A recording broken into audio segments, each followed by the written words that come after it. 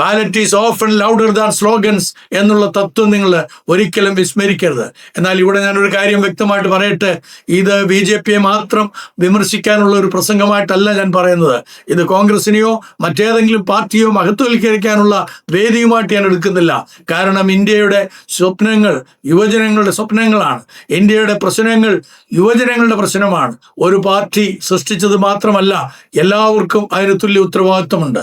പല പതിറ്റാണ്ടുകളായി രൂപപ്പെട്ട ഭരണപരമായ ദൗർബല്യങ്ങളുടെ ഫലമാണ് ഇന്ന് ഈ ചെറുപ്പക്കാർ അഭിമുഖീകരിക്കുന്നതായ ഏറ്റവും വലിയ വിപത്ത്.